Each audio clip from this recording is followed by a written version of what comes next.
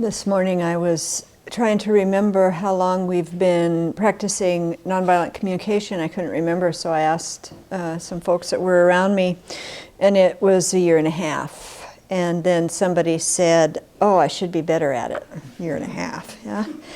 And so I was thinking, you know, this is a radical switch in our thinking. So it really takes a lot of time. I mean, we all are still really new at this, I think. So I wanted to read a few examples of kind of the concepts behind, or the way to think if you're thinking in nonviolent communication, just to illustrate this radical way of thinking. So the first one, oh, and then also I wanted just to say that when Marshall talks about NVC, he always uses the image of the giraffe as the one that is so skillful, and it's because it's the animal that has the biggest heart. And so I think that's kind of sweet, actually. So here's the first thing to think about. So if in the day we check our intention to see if we are as interested in others getting their needs met as our own. Yeah. Huh. Now, how often do we do that? Mm-hmm. Especially when we're, you know, boy, I have a need right now. Yeah. Second one is, when asking someone to do something, do we check first to see if we are making a request instead of a demand?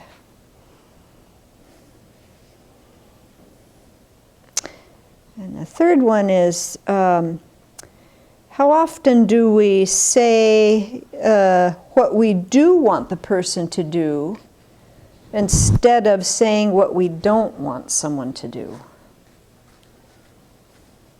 I mean, I don't know about you, but I always go to what I don't want you to do. And then there's some results to that. Yeah, not such good ones, actually. Yeah. Instead of saying what we want someone to be, say what action we'd like the person to take that we hope will help the person be that way. This is a really key one in nonviolent communication. Before agreeing or disagreeing with anyone's opinions, try to tune in to what the person is feeling and needing. That first step. Yeah. And that's really hard, you know, when I'm listening to someone, especially if I don't agree, I'm all over why my position is the correct one.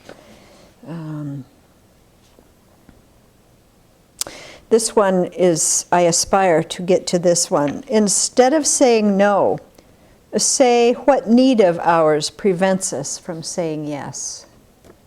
That just turns it all around, doesn't it?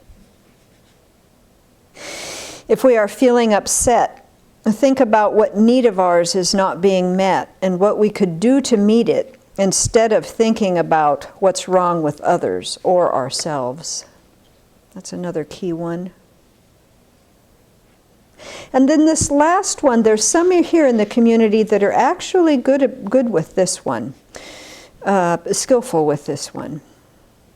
Instead of praising someone who did something we like, express our gratitude by telling the person what need of ours that action met. And I've been the recipient of that, and it's really wonderful. I'm really able to acknowledge what I did then. It's quite wonderful. So all of these are quite radical ways of thinking to what we usually think.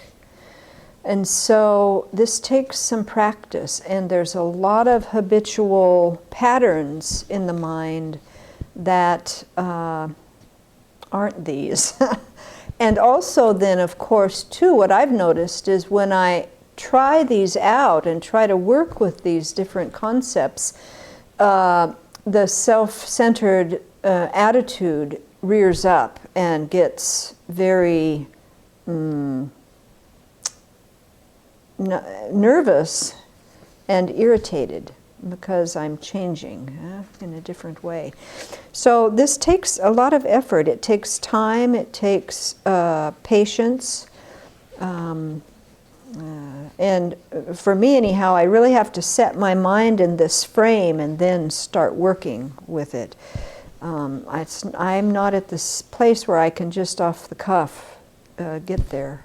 Some in the community can do that, but so may we continue to practice this wonderful way of communicating with each other so that we all grow these enormous giraffe hearts.